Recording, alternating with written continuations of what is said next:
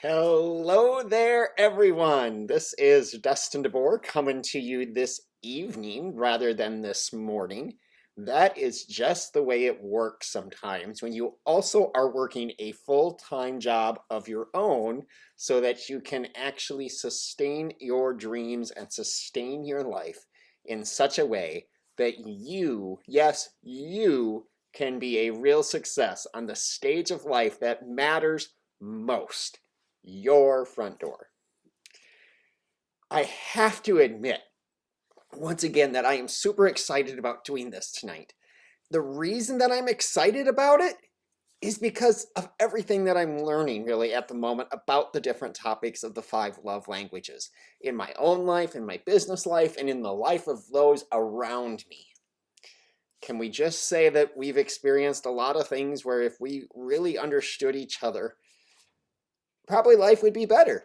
And you know what? It's going to be better in 2021 for all of those who really want it to be better in 2021. Let me double check one thing here real quick. As usual, I want to make sure it's coming through, and it is, and that's awesome. The fact is, with everything going on in our society, we need to be able to really explain our behavior in such a way that it actually connects with people rather than separates with people. And that is especially true when it comes to our spouse.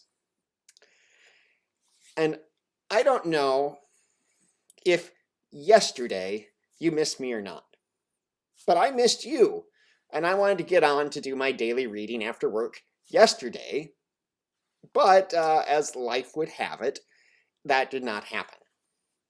I sincerely do apologize to anyone out there who was looking for me to be on in the morning time when I've normally been on. It is my goal to really do this before I go to work, but that has just not exactly transpired yet, especially when you show up at the school at 7:15 in the morning. So I will work on it. Can't make any guarantees except that I really want to be doing this in the morning for all of you. But like I said, I wanted to let you know that I also would write down all of my personal goals before I got on camera next. I did that yesterday, and today was my first challenge towards them. As the way it goes with most things that you strive to do daily, the hardest part is getting going in the right direction. It's pushing that boulder the first time to get any sort of momentum to go. And that is why I am doing this with you right now.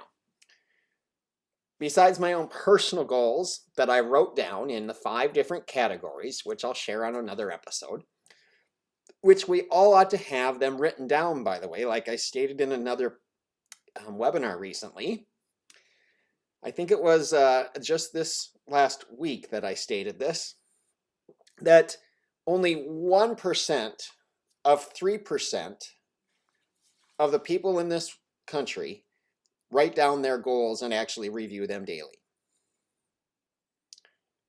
Now, I want to be in that 1%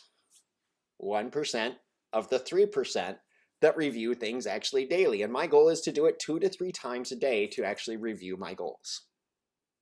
That way I keep them on the forefront of my mind and they get implanted into my subconscious so that they actually start working out on that horizontal plane that I've talked about many times before. If you are the type of person that wants to join me on that, you know what? You can. You can actually put in the chat section right now that you're with me on this one, in that you want to be a part of the 1% of the 3% that actually write down daily goals and actually then review them daily. Now, if that is you again, just type in the chat, I am with you on that, Dustin. That way I know I'm not alone and we can hold one another accountable in different ways for our goals. And by the way, our goals in the end should actually be explaining our behavior in reality. I wanted to start out this episode today with something that I have listened to in addition to reading the daily devotional from the 5 love languages. In the last 24 hours, I have heard this podcast twice now because I really found it significant the first time I listened to it. And it's interesting how when you start living in a more vertical fashion, like I've said, the horizontal fashion starts to get more connections. Now I know from other people in the Strength Finders world that some people have that gift where they just make interconnections with every last little thing, and that's their total strength. Well, I'm not in that case when I took the Strength Finders last, so it's not my main strength. But right now I am starting to see more and more and more things come into alignment. And when you start aligning yourself vertically, so that you start giving off to the world around you the right vibrational frequency or energy, and no, I'm not talking in New Age mysticism. The world around you starts picking up what you're actually talking about and what you're feeling, what you're thinking, and it starts to feed back in positive ways. I challenge you to really think as we study the 5 love languages. Yes, there are 5. I used 5. I didn't use 4. One time in a presentation I said 3 and I had 4 up. So, I'm just making sure.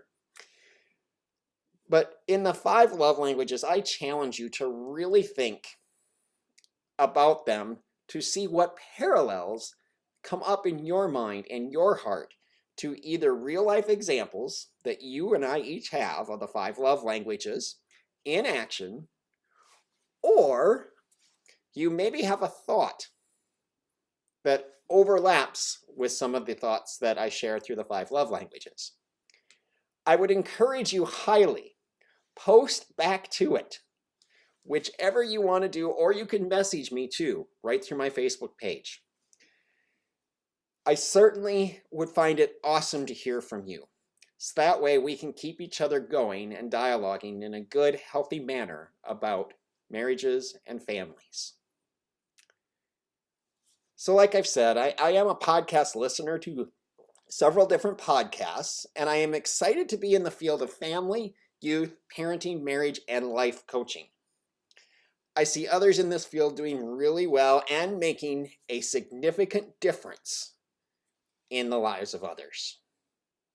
There's one thing to having success be just for yourself, but significance is when you sow seeds in others that actually helps transform their world. And I see a lot of good things coming out of this whole COVID aspect of things with the family and marriage coaching coaches that I'm a part of. I know that I am on the forefront of all of this for me right now. And one of the things that I love doing, and Shannon could testify to this quite readily, is that I love to be able to pass on information to others once I take it in and process it. And so I hope others can garner some nuggets from the things that I am going to be sharing. Some of the nuggets came from the recent podcast that I was listening to from Family Talk, which is Dr. James Dobson's program. He was interviewing the late Dr. Gary Smalley of the Smalley Institute. In that podcast from Wednesday of this week, wow, that was only 2 days ago, and it seems like a long time ago in a sense because I keep listening to more things and I have to try and keep filing and doing all these other things. But the fact of the matter is, they talk about the 4 germs that kill marriages, that literally kill them. They also give 3 antibiotics to counteract the germs. I've referenced this because Gary Smalley and Dobson reinforced a couple of studies done by John Gottman that helped explain people's behaviors. Now, I will only really mention these at a really high cross-country flight level, if you know what I mean. You can listen to the whole podcast if you want, as I will post the link for it below in the actual description or in the comments section below when I am finished with this presentation. One of the germs that they talked about was the germ of anger. In this one, and usually the men, they say, are more inclined to this one to withdraw and walk away because we men don't like to argue without rules and it conflicts with our spouse. The more words they use, the more men typically, well, shut down. But what good does that do in explaining our behavior other than it's a pattern that we men need to be aware of to counteract? The next one of the germs that Dr. Gary Smalley said was fact. Men's heart's beat goes up twice as fast as women's. And when a man hits 100 beats a minute, he loses all his ability to continue the argument rationally. Hence the one of the two extremes that usually comes out. We either withdraw or sometimes verbally or physically get abusive. Now, talk about explaining behavior. Obviously, this is a dangerous area. And men, we need to not let this be a part of our story. If you do have anger issues, there are a number of resources that I can point you to. Feel free to actually contact me and reach out to me if you'd like some help in that area. The third germ was that which kills more marriages, and the practice of this germ is belittling your mate. And one aspect of this that I have to be aware of in my own self is coming across to superior to people, and especially my mate. Sometimes we can use the little put downs, the little cut downs, which according to Gary happens the most when you are arguing with your mate. And this is where a study by John Gottman comes into play of being able to predict what disease a woman will have based on facial issues, or facial muscles, I should say, during an argument. It was an amazing thing to consider. And now let me think this behavior, or let's not just think this behavior is just for men. Think again. Shannon and I know each other's tendencies in this regard already, as we have our moments just like any other couple does. Women can cut down a man to shreds in just seconds if they want to. But this germ, belittling, goes against the very command God is telling us to consider others to be more, well, to be more valuable than we consider ourselves. Or, as I was at least recently reminded of, put yourself in someone else's shoes for once. I deserve that statement once in a while, so don't think that I am perfect in the least, as I am a frail human just like you. I mentioned these again because as a couple, we need to be able to explain our behavior in such a way that our mate's love tank gets filled up and not emptied. The more filling you can do, the better. John Maxwell talks about this principle by saying you have coins in your pocket when you build trust, and when you tear it down, you empty your pockets as if there's a hole in it. Gary Smalley said that the fourth germ was that of confirmation bias. Now, what's that, you ask? Well, I'm glad you did. It is the situation that John Maxwell actually explains in his book, The Difference Maker, making your attitude your greatest asset, which, if you just let me for a minute, this is the second book now that I'm reading this year. I just finished reading my first book in 2021, Strong Fathers, Strong Daughters. You can see my post on my Facebook profile about that one if you'd like. But in The Difference Maker, John actually explains in chapter 4 of that book the negative attitude loop. It starts at the top with negative thought. Then it goes around clockwise and starts around in a circle. It goes from negative thought to negative beliefs, to wrong decisions, to wrong actions, to continual actions, to bad habits, and back around to negative thoughts is the cycle.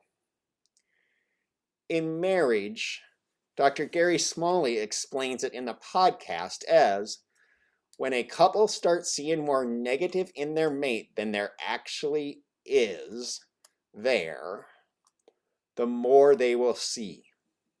It's called a downward cycle because it's confirmation bias.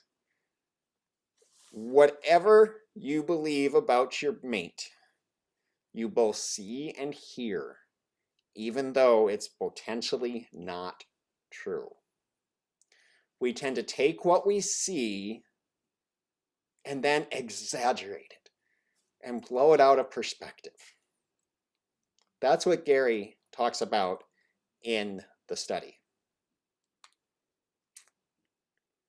I have to be careful in my relationship with Shannon to not let these 4 germs overtake our relationship. I have to use the 3 antibiotics to counteract my behavior that may not be the best. Now, why do I share all of that? It's because it can explain some of the marital behavior we have. And if we are watching out for the 4 germs, as Dr. Gary Smalley says, we can use these antibiotics to build up our mate versus drag them down in the mud. To build up your mate versus drag them down in the mud. Furthermore, if you drag your mate down, what does that mean happened to you? You dragged them down, so you kind of went with them. Let's be lifters and not leaners, which we either do fast or slowly, depending upon how much pressure we actually apply to our spouses. In the language of the 5 love languages, let's fill one another's tanks, our love tanks, and not deplete them. When we do that, we may not have to explain our behavior so much.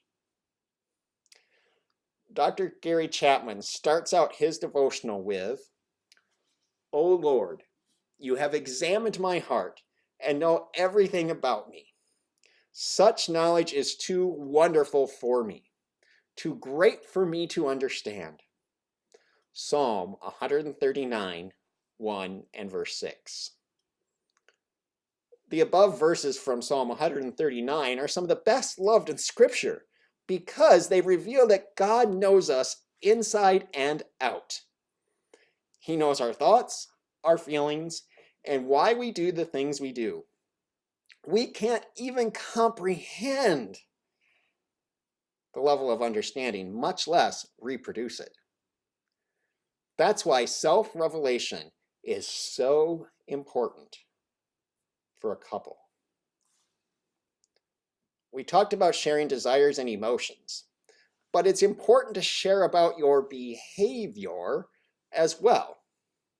Your spouse can observe your behavior, but, big but here, he or she may not interpret it correctly unless you explain it.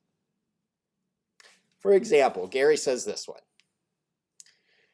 My wife may observe that I, dozed off while she was talking to me. It'd be helpful for me to say something to her like, and only if this is true, of course, would you say that, but you know what I mean.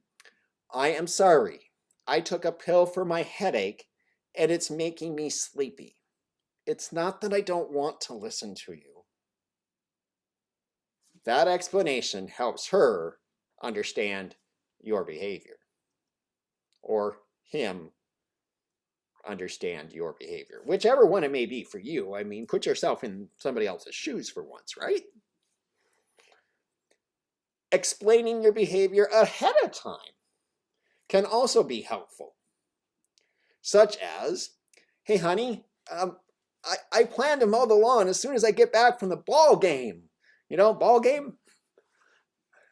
Well, you know, now she doesn't have to fret all afternoon about the long grass while you're off to the ball game. She knows what you intend to do. And I'm going to add, and she can keep you accountable to it too. Revealing past behavior can also give your spouse valuable information, such as, today, honey, I went by the furniture store and I looked at a new bedroom set.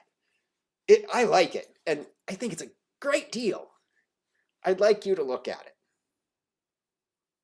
Now, explaining what you've done regarding a decision or a request helps your spouse process it appropriately. Please encourage, well, all of these things really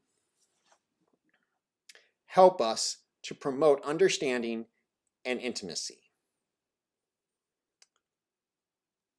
Gary Chapman ends his devotional with the following prayer. Lord Jesus, thank you that you know us completely and completely. Help us to aspire to a deeper knowledge of each other. Please encourage us as we learn to share about our behavior. In summary, from the germs that can, if we are not expecting them, infiltrate our marriages, which explains some of the reasons that the 5 to 7 year point in marriage is when divorce tends to set in, to the aspects of explaining our past behavior and our future behavior to our mates, so that they don't have to read our minds or fret about something like, well, like the grass. There's plenty of work on this subject when it comes to having relationships that are of the most intimate type. I am no different than you in that regard. And so this time that we have together really is as much for me as it is for you. I sign off with this. If I can help other people excel in faith, family, and freedom so that they can be a real success on the stage of life that matters most, your front door,